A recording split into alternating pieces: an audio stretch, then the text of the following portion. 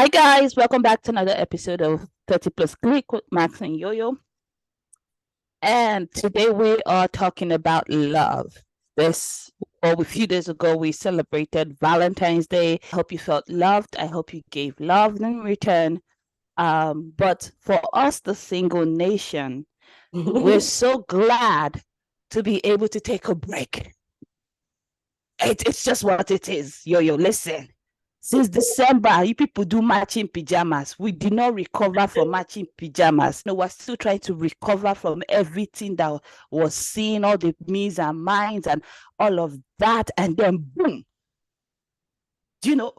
February 14 comes around.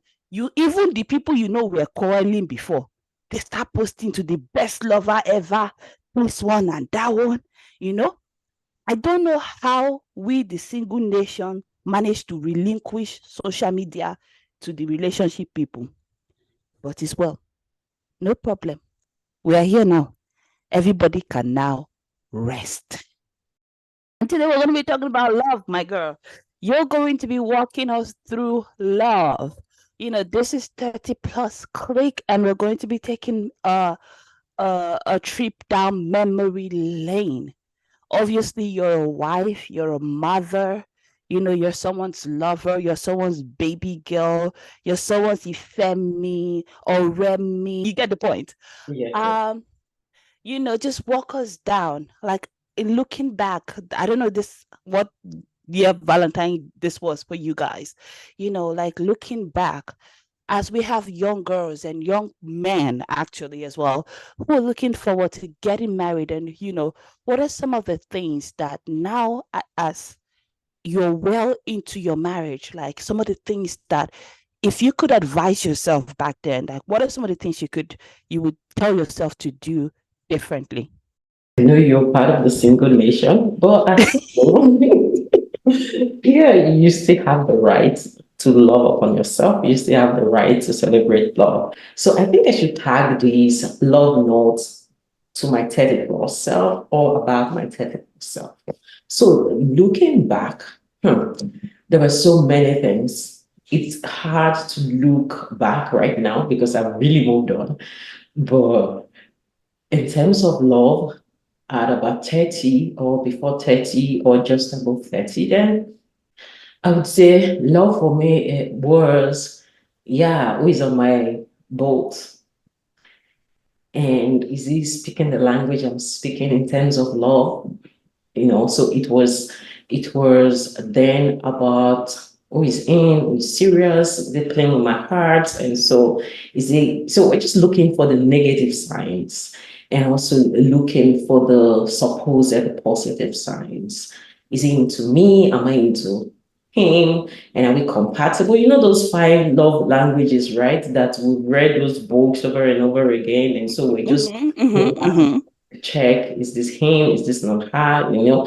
So that was it until I started talking to myself. And so my journey about love started with self-awareness.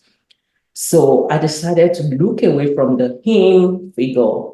I decided to look away from the what the society has painted about what love is. I decided to look away from what the knowledge of love I had. I started to look at myself. What about me? I'm going to be in this journey. It's going to be a partnership. I need to bring myself to it. So, what is it about me that I love?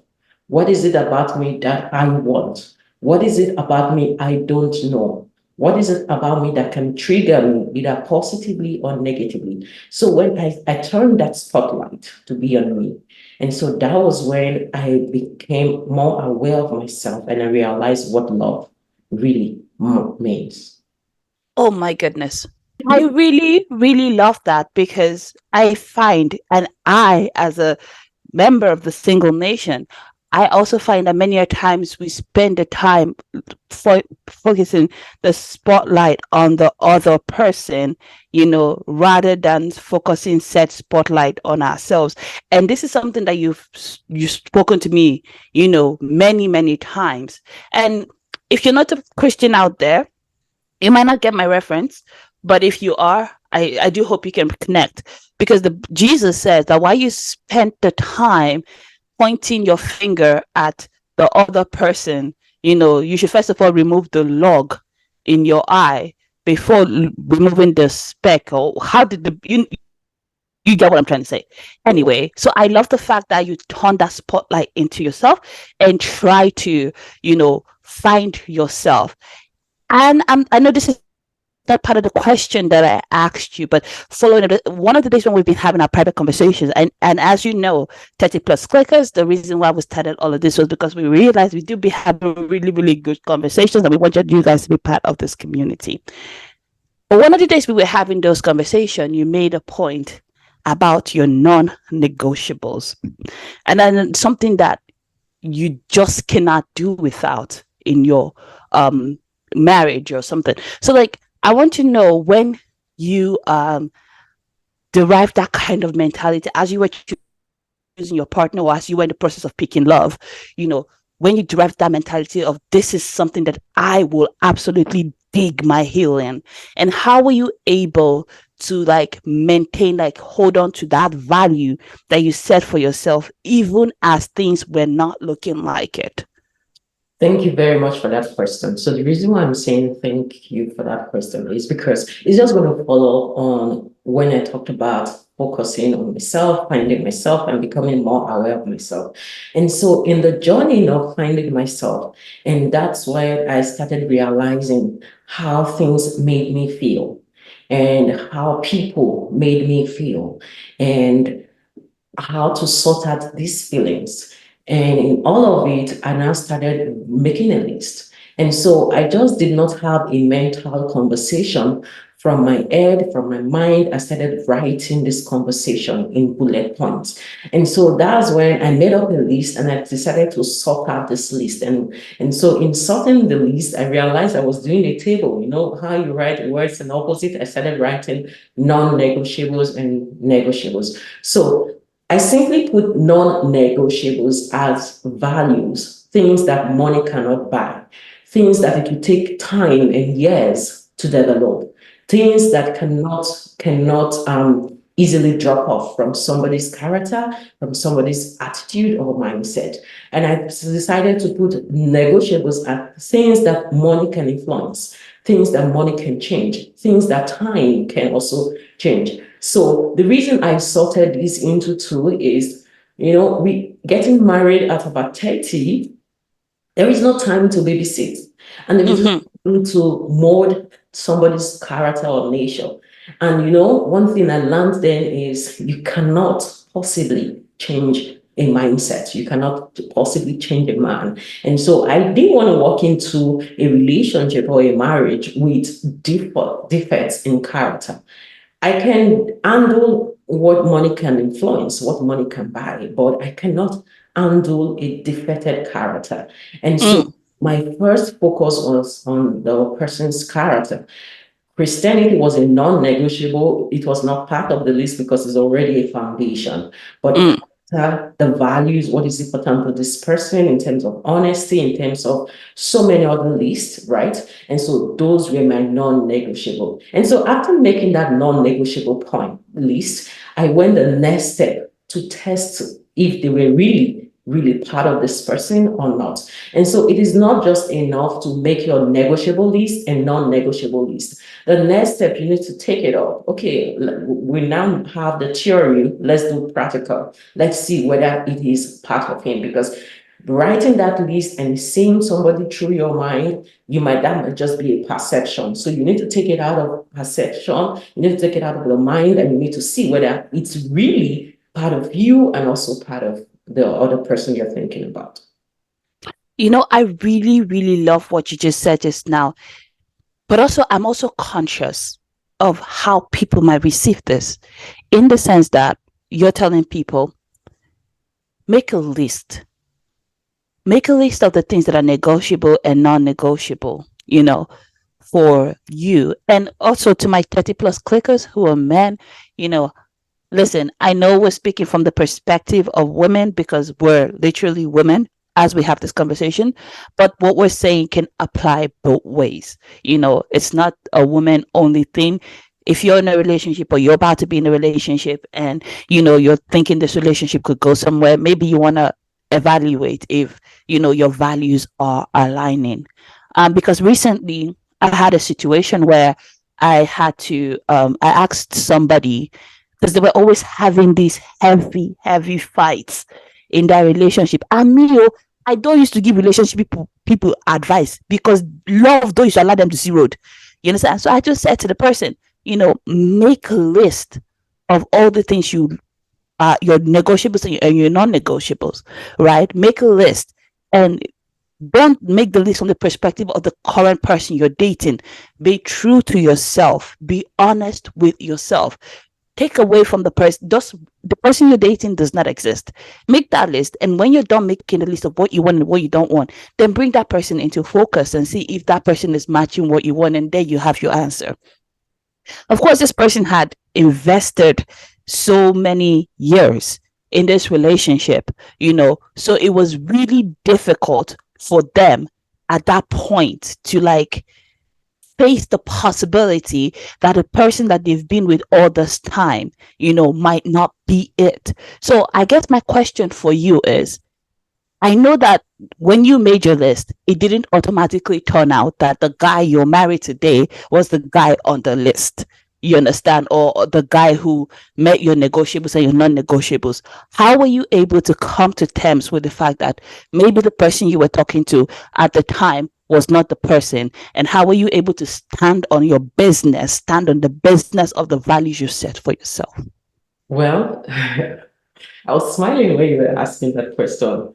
So, my fellow 30 plus clique, my fellow 30 plus community, if you're single and you're listening to us, I want to say congratulations.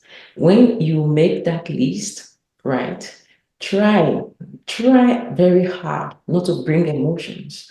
Because when you bring emotions and supposed love in it, it is hard for you to follow your list. So, in the middle of love, in the middle of emotions, you start finding reasons, you start compromising on your own list. So, if you're still figuring out where to start, where will I start from all of this conversation, find yourself. Turn that spotlight. Let it be on you.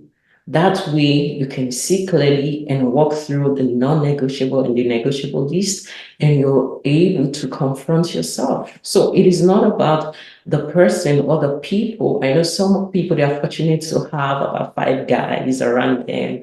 Some are able to have about 5 good ladies around them, and they're all confused. Should I go A? Should I do B? What should I do? Congratulations if that's your lot, right? So don't start with emotions, because once you start with emotions, you're not able to follow it. But if you're lucky not to start with emotions, you are able to see clearly, you're able to see the character, you're able to know, yes, this is how this particular negotiable makes me feel. And if this negotiable makes you feel this way, is it based on one incident? Is it based on a situation? If it is not based on a situation, if it's going to be a lifelong influence, then it is important. If it is based on maybe you had a fight with him, or he did something to you that you really didn't like, and so now you just pick up your pen and you're writing your negotiables based on one event, then you're going to have a balanced list.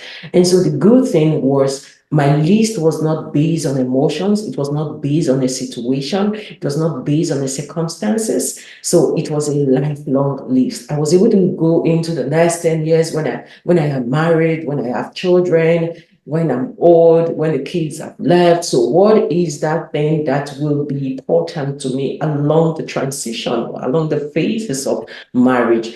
So when I found that, I looked forward and I came back to where I was able to make my decision. Then I was a little bit confused at that point. Who should I marry? Who should I not marry? Da, da, da, da. And so that list guided me. And I was truthful to myself and I followed my non-negotiable.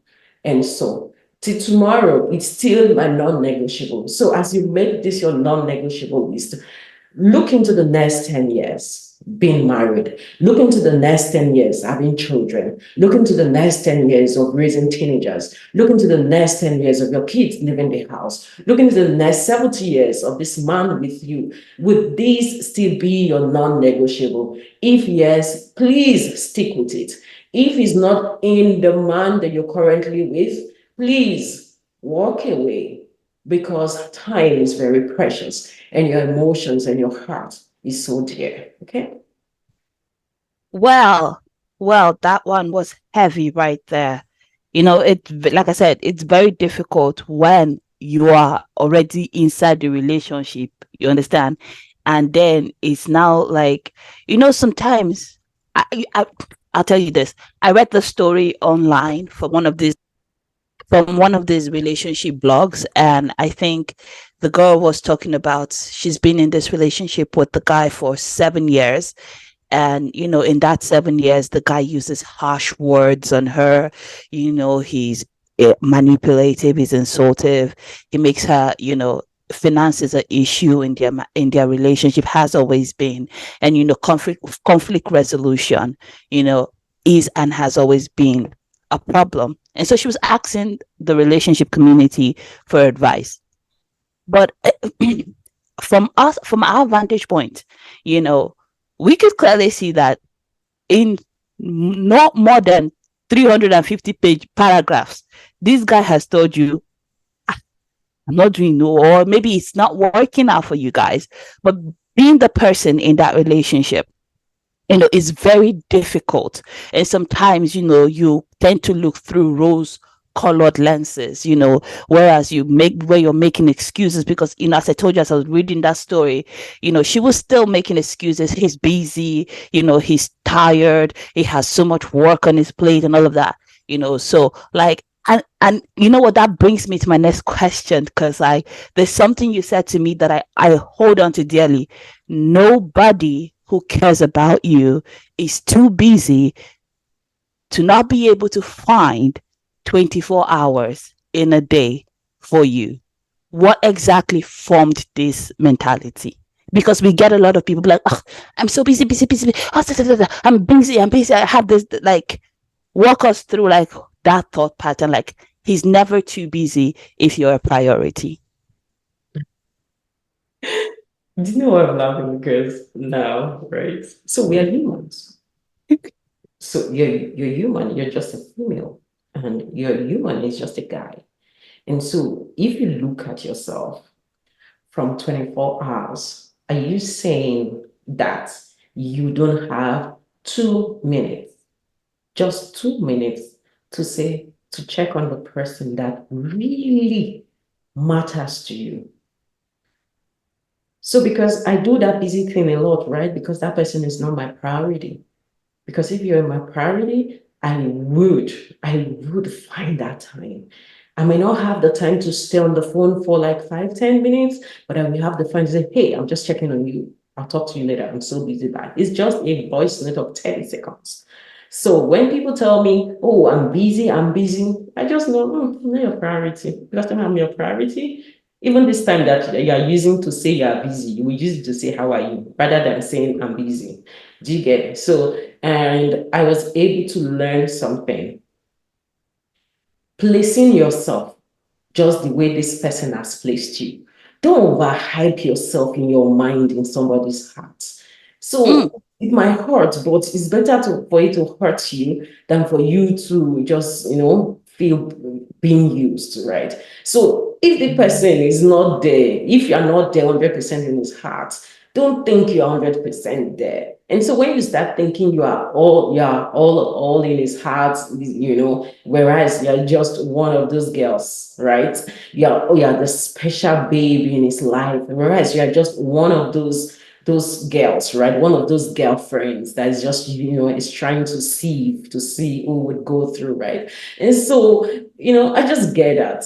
And, the last thing I want to do to myself is to be used. And the last thing I want to do to myself is to be part of the people that are on the queue, right? And so if you know you're on the queue, see, babe, guy, tell yourself this truth today as you're listening to this thing, think through.